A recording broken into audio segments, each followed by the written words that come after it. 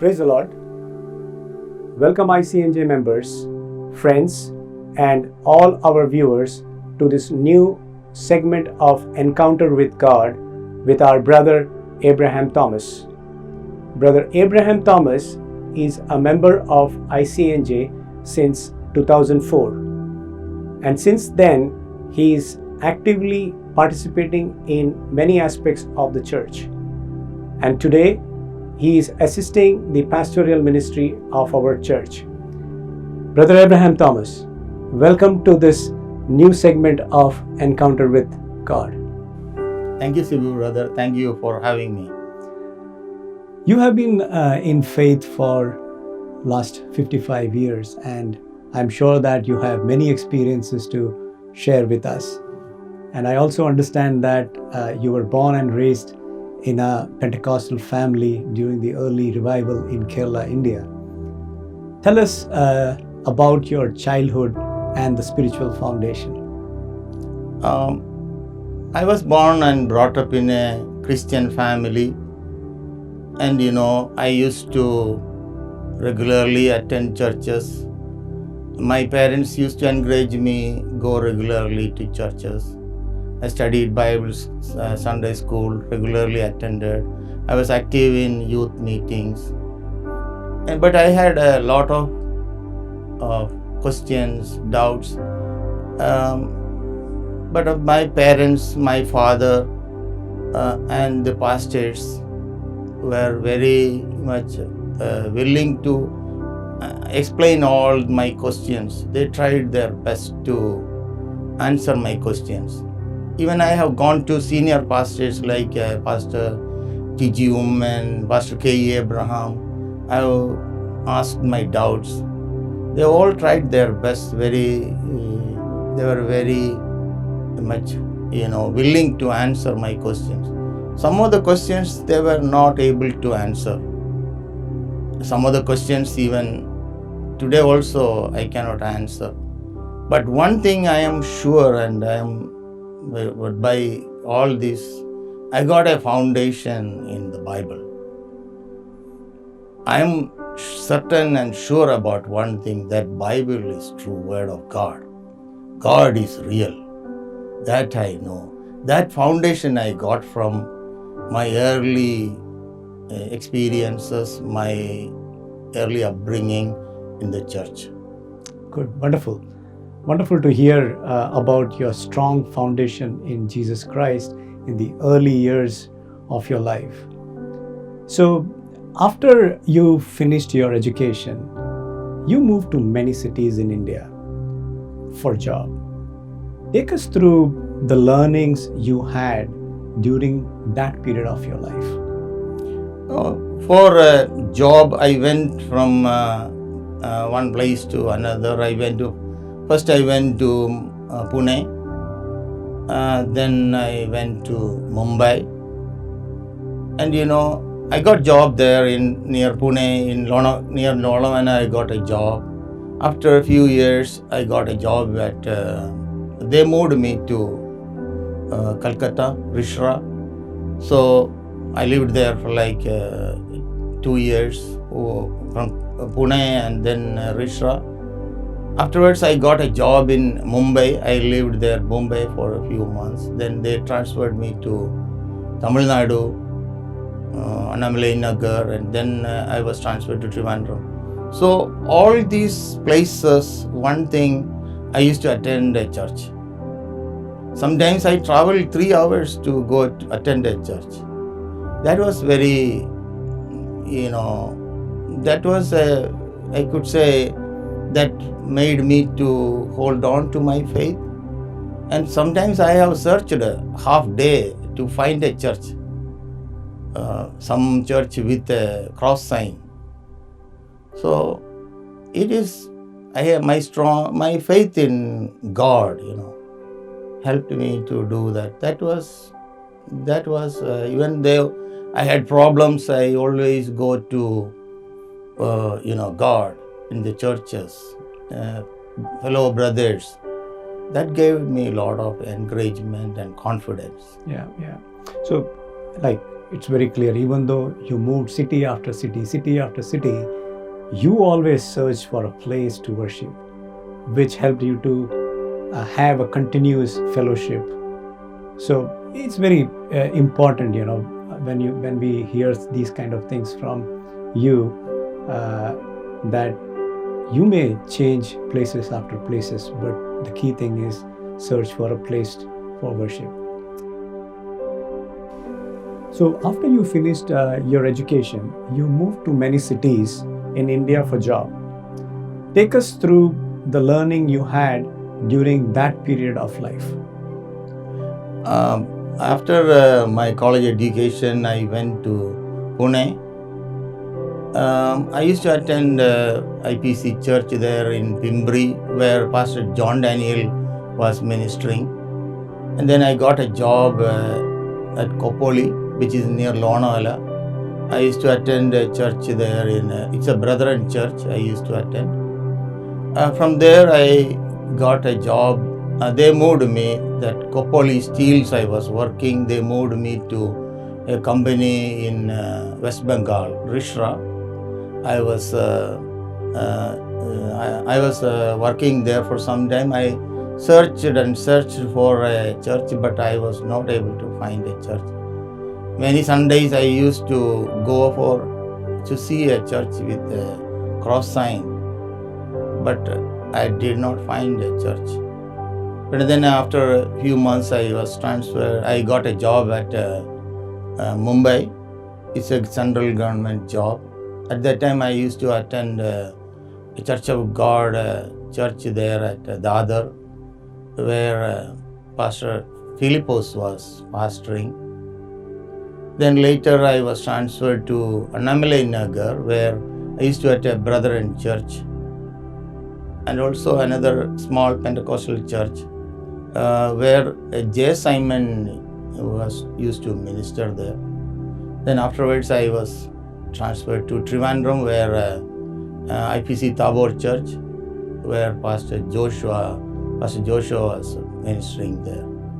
So in all these places I worked, I learned, but the whatever we were making was not enough for us to help my parents or anything else. When I was living in Trivandrum, I got married to my beautiful wife Leelama, and we had a child there, and we were living there. But I got an opportunity to go to Saudi Arabia, so I took a decision and quit the job and went to Saudi Arabia. So at this point in your life, you are not satisfied with what you are doing in India. You had many questions and you wanted to do something different, and because of that you took a very major decision in your life to leave a very good job and move to Saudi. Yes, it is true, brother. It was a major decision. It was a great risk also. I had a very good stable job, central government job. But financially I cannot make any savings. Always, even if I wanted to help my parents, I was not able to do. So I thought if I can go abroad and save some money, I can help my parents and have a financial stability. That is why I took the decision, and it was a great risk that I took. And I went to Saudi Arabia. But Saudi Arabia, when I went there, I did not get a job. I had to change my profession. So initially for about 5.5 months, I did not get a job. That was a very, very testing time. So in this 5.5 months, I read Bible one time. I spent a lot of time in prayer, and God spoke to me through very specific passages. One thing God told me during that time is that be faithful with financial matters. I remember that day God spoke to me about that. So finally, miraculously, one time I was walking in the street looking for a job, going to different companies. An unknown person stopped his pickup and said, are you looking for a job? One company is looking for a person like you. I said, I don't know where is this company. He said, get into the vehicle. And he drove me back. And he went into the company, introduced me, and he left. Really? Okay. And I got job there. So that was a miraculous way God helped me to work. Praise God. Praise the Lord. So then after I working, this was a very big company in Saudi Arabia. In that time, Dr. Gabe Faron was the richest man in the world. He was the owner of Hyatt hotels and all. I worked in that business development office. It was a very, not an easy job, but I learned many things. Later, that place where I learned, but in a different country, different circumstances, different job, it was very struggling time for me. But that made me to get another job. After 3 years, I got a job in Cathay Pacific, one of the best airlines in the world. So, step by step, God was, helping me, opening ways for me. So, in the meantime, I was trusting in God, praying in time. That is the time after 3 years, Saudi Arabia, there is no freedom of worship. So, we used to gather in secret places, like groups of people used to come and worship. There, again, I see God's miracles, many miracles. God taught me to trust in God. This one incident I wanted to mention it specifically. My wife, was working in India in a government, hospital. But I wanted my wife also to join Saudi Arabia. And everywhere, people give money or otherwise they come as a dependent and then they get a job. And there was an opportunity that Fakri Hospital in Al-Khobar, they have some visa. And my wife's uncle was working there. He said, you contact this person and give money, you will get visa. I prayed and then I told that my God can open a way for me. Yeah. If I give money, the honor that God should get, somebody else should not get it. Yes. They thought people said I am crazy or, talking like this. Miraculously, I just made an application. I went to the hospital. The door was open. I went and gave my application for my wife. I gave to the nursing director. And after a few months, many people got visa. Okay. So I thought, I was maybe too much, about my faith. But one day when I went to the office, a call came and said, this is what they said, your wife's visa is ready. Oh. I didn't know from where they are calling. I said, Okay. From where you are calling? Said, Fakri Hospital. You don't know your wife's visa is ready. Wonderful. And you don't know from where I am calling you? Okay. I said, no. He said, from Fakri Hospital I am calling. Okay. So miraculously I got visa for my wife. It was God's miracle actually. Oh, wow. What a story. So basically in Saudi, you had so much of confusion, difficult times, but you never doubted God, right? And you always stayed close to God for guidance and counsel. A very, very inspiring story, Brother Abraham. So I understand that God opened a miraculous way for you to go to US from Saudi, and but it didn't work the way you thought, right? I mean, so you had many struggles when you moved to US. Can you please share some of your key moments and the way God helped you to navigate through all these situations? I wanted to add one thing that, Saudi Arabia is a place where there is no freedom of worship. Okay. So we used to gather in small groups, and there was a situation that arose that there was no pastors and no senior members were there to lead the congregation. So I was forced to lead that congregation that we used to attend. Al-Kobar, I used to lead that small group. So after 9 years working there in Saudi Arabia, one day Cathay Pacific decided to close the operation in Saudi Arabia, and I lost the job. It was very, a difficult time for me, because I lost a very good job. And so then finally I thought, we'll come to US and settle here, so I get freedom of worship, and also I can educate my children. So correct. We moved to US in 1994. Okay. So as I understand that when you moved to the US, it was not easy, right? And you planned something, but it didn't work the way that you thought. Can you take us through some of that key moments? Yes.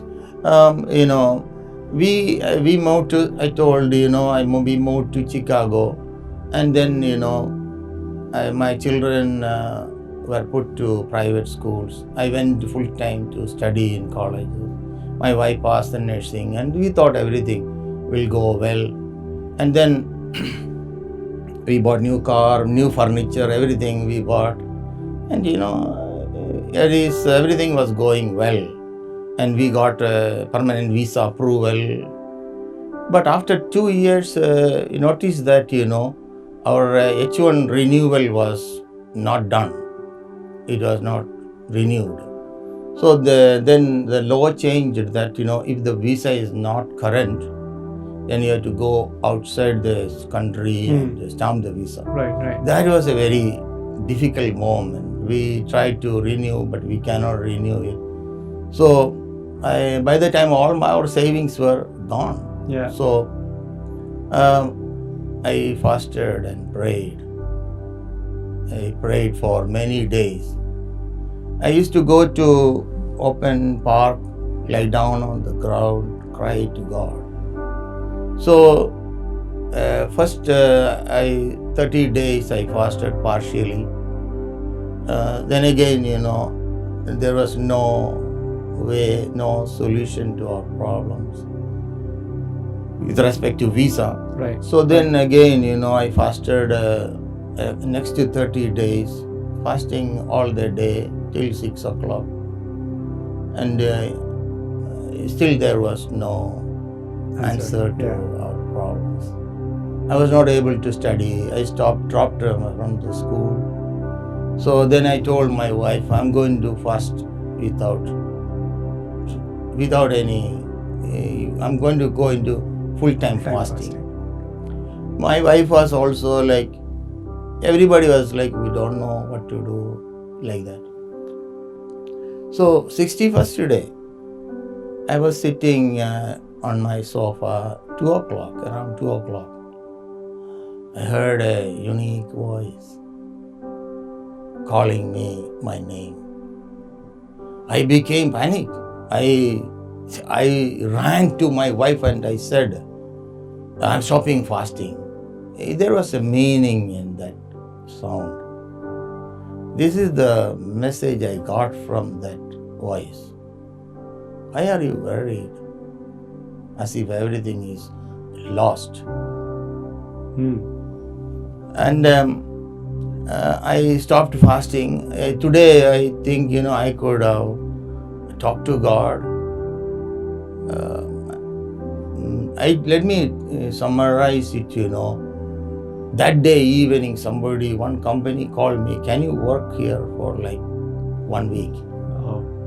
Next day morning, I went to that company to work. 1 week I worked. They said, continue for 1 more week.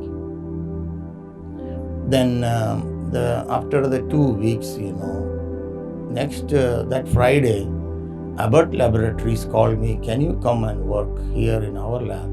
So doors are opening one by one. Yes. Without any break, I got a job, and then I started working in Abbott Laboratories Waukegan facility. I worked there. I always used to think, how can I save the money? And then I worked there after, about like 8 months, 9 months, we got a call from Chennai. By the time my wife was 9 months pregnant. So our lawyer said, postpone this date and after you travel only after the delivery. And we asked for a, extension. Appointment. Then I was continuing in Abbott. And after like nearly about 1 year, 8 months, something like that, I got second call from Chennai. So we came with 4 children, with my youngest baby, we came, but our visa was not stamped. Oh, but one thing is a miracle to me. Okay. When I was about to return to India, I noticed whatever money I spent there in US, I saved. Exactly what you brought in there. Brought to US. That is a miracle to me. So, everything was going well in US, and then you just go for stamping to Chennai, and there is a sudden change in your life. You never thought that you will be into a situation where you'll be stuck, right? So I think you were under literally stress and even doubts in your mind during that time. So what helped you to face this kind of situation and be strong in faith? Really speaking, with 4 children, with 4 briefcase, outside embassy, it was a very difficult time.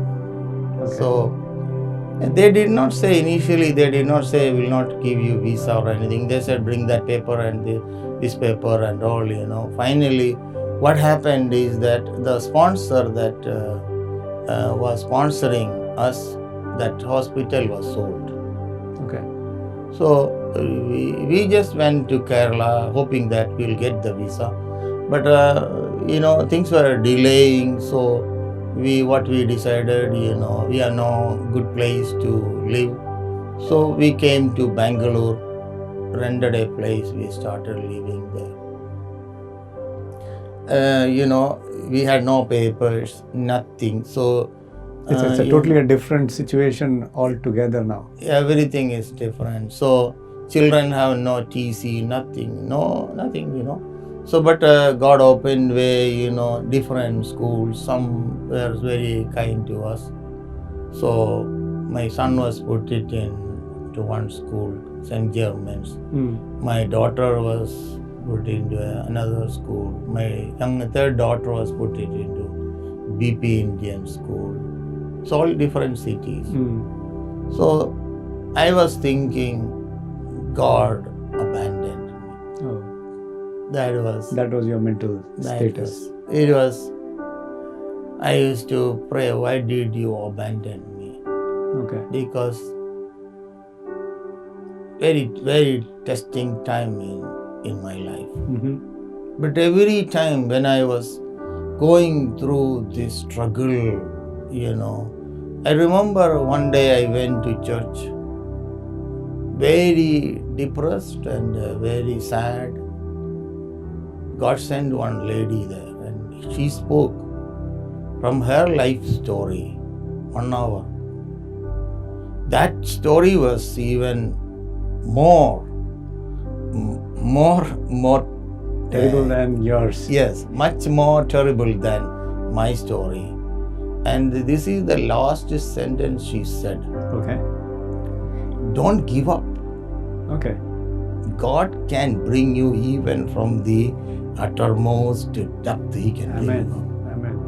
I still remember that. Okay. That So was God- straight away speaking to you. Yes. Yeah, every word that she spoke that day, still remember that. Okay. So sometimes when we go through problems, we think God abandoned us. We just complain, but God is not abandoning us. God is molding us, preparing us. We should never give up our hope. And I could say that, many pastors came and spoke to me, encouraged me. I could remember that Pastor Varghese Philip used to come and counsel me hours and hours. So he said, do not give up. God will never abandon anybody. So he used to encourage me every time, but I was very resistant. So how long you were in Bangalore during that time? I was in Bangalore 7 years. Okay. And 7 years is also correct. a time. And what was your turning point there? After 2 years, by that time, after 2 years, it was sure that we cannot get a visa because everything, hope is gone. So I made a house, constructed a house with whatever money I have. That gave me some confidence that I have a house there. And then even then I was not active in churches or anything. Then Pastor Varghese used to say that, God's Spirit is telling, speak to the church, the messages that God is giving you. I was not willing to do that, but he encouraged me, talked to me. Finally, I started to involve in the church. That was a turning point. Oh, that's amazing. I also understand that you have an organization in Bangalore. Can you please elaborate something about that? So just before leaving India to US, we registered an organization called Hope Foundation. A group of people joined together and we registered it. And our vision was to help the helpless people. So can you also elaborate a little bit more about the vision of this Hope Foundation? Our vision is to reach out to the helpless and change their lives permanently. Okay. So with that intention, we registered Hope Foundation in US also. So since 2007 it is registered in US also, and we are helping various types of people, those who are in need. Okay. So currently we have 2 orphan homes, one for girls and one for boys. One in girls' home is in Kolar and the boys' home is in Bangalore. Okay. So to help the helpless, what are the activities that you do in this organization, Hope Foundation? So we found that orphan children are many times not properly given the direction, helped. So we bring them to our homes, give them good housing, motivate them that they can succeed. We send them to English medium schools. And also we found that many widows, they commit suicide, and that is the reason that these orphans are coming. So we wanted to help such widows, those who cannot make a living. Okay. So we started many widows training or poor women's training center also. Okay. In addition to that, we help those who are orphan girls for their wedding arrangements. We do that, and also some of them don't have proper housing. We help them. Some of the children, widows' children, don't have financial finance to go to school, colleges. We help them. Such children also we do that. So then, in Bangalore, you thought that, okay, now I have a house, everything is going well. This is the place that I may be settling down. But that's not the story, right? Yeah. Yes. After 6.5 years, I can say, after a few years, I used to talk to my wife, not going anywhere, because my children were studying well. We'll settle here, not let the children do. By the time I was 49 years old. So, children were doing okay, and I was active in churches. And then, one day, a servant of God came to our house and said, God has a plan about you. I laughed. Say, what plan God has? After, all the hope is gone, Said, no, we are not going anywhere, I said. Said, I still remember that pastor raised his hand like this. No, God has a plan about you. Okay. And then he said, next sentence that he told is that, I can see a place snow covered. The wife is driving over it. Mm-hmm. That is the next sentence he said. Okay. He said many things about us. Okay. Whatever I talk in the bedroom, he told that you don't want to go abroad. But he said God has some plan about you. Mm-hmm. So I was thinking what he was telling. He specifically told many things. Many things about our family. He said he told went to my eldest son, he said he will finish his engineering, he will go abroad and study. These 3 children are not studying here anymore. Their education is over. And one is a medical doctor. This is the way that he was talking. Okay. I didn't see any hope. You could not see that coming in.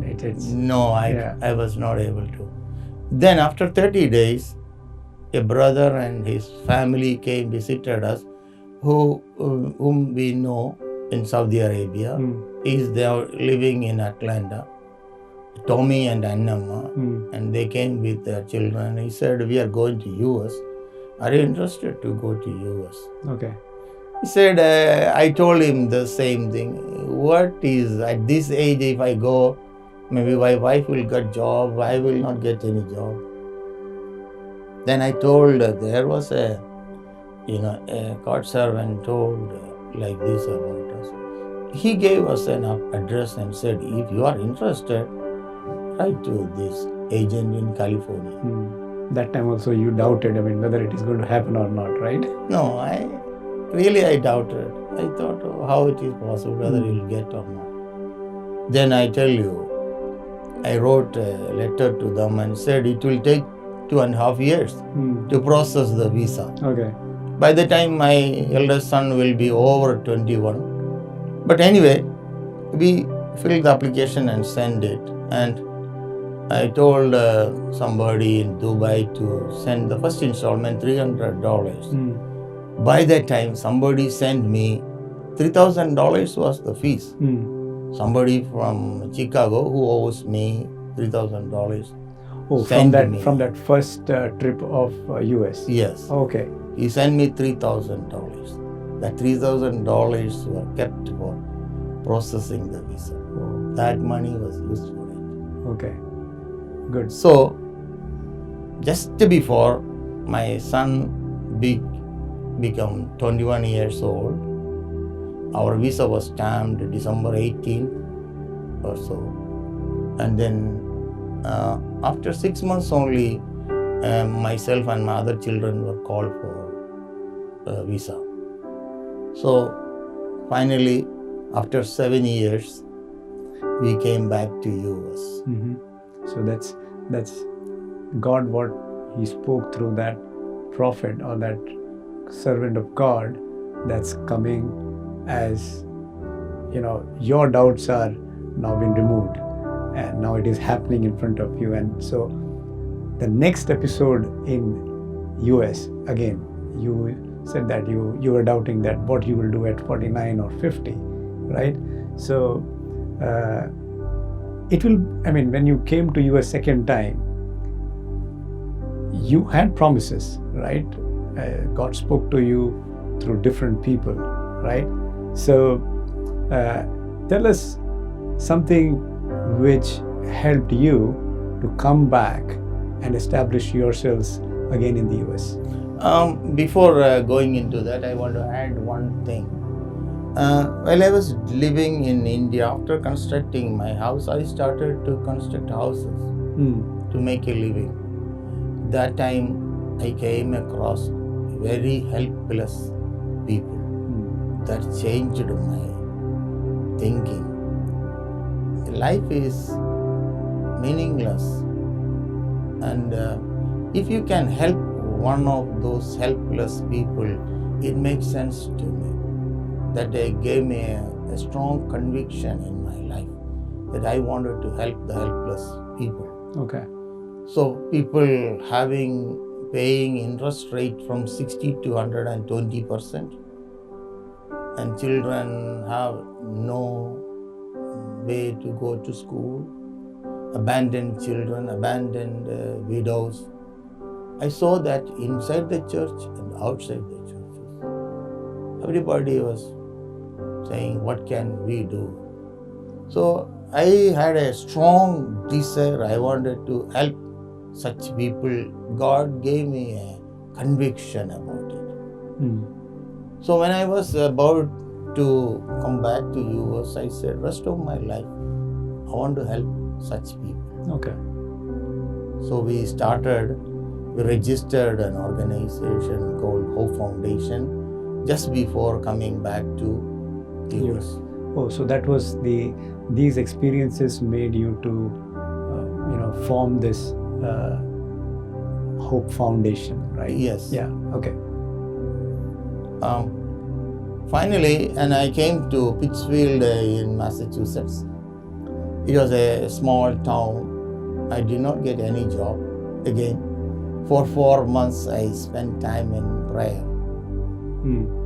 I thought, what I will do rest of my life, sitting in and not doing anything. It was I spent a lot of time in prayer at that time. Finally, I put my resume in career.com and other places. And one company in North Wales, New Jersey called me for interview. That was the interview was on 9/11 morning. Oh. 9 o'clock. Okay. That was the interview time.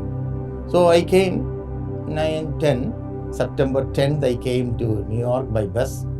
I came to a house in Dumont, a relative. And then I stayed there. Next day morning, I went to the company called ICANJ Pharmaceutical. I was they gave me the application to fill the application and all. Then they said, are you legally here? They asked all those questions, And I heard somebody telling, that there was an accident in New York. A plane hit a building. Yeah. That is the first I heard. I was sitting there and they said, 2 directors have to interview you. I was waiting there. The second plane was hit. Then there was everybody was slowly, the news was coming out that it's a terrorist attack. Then after a few minutes, the HR staff came to me and said that we don't have any time for interview, but we like you. We will let you know when to join. You can leave. So job without an interview. A job without an interview. That was a big surprise. Right. I'm sure, if I had gone for the interview, perhaps I will not get the job, because a break after 7 years break, normally people may not hire. Right. But without interview, I got the job. That was a miracle. That's how God opens doors for us, right? Yes. Yeah. Even in dark times, God can do His work. Right. So then you settled down with this job only, or then how you moved? I worked there in ICANJ Pharmaceutical 7 years, and ICANJ Pharmaceutical was sold to Teva Pharmaceutical. But I lost sometimes. They closed down, and I lost the job, but I did not lose any time. Every time I get a job immediately after they closed, I lost the job, I got another job. After that, they closed down, I got another job. So all these years, I was able to work as a chemist, and I was, God blessed me, opened ways for me. So you have this Hope Foundation, and you also have job here in US. So how did you manage these two things together? I can say, God helped me. That's all I can say. There were times, testing times, that how I will continue, how I will proceed further. There was like many testing times. Tried. There are many testing times in while I was doing it. Slowly I started a home in Kolar, and then during all these times, God provided the resources. Okay. And God spoke to me. Many times God spoke to me.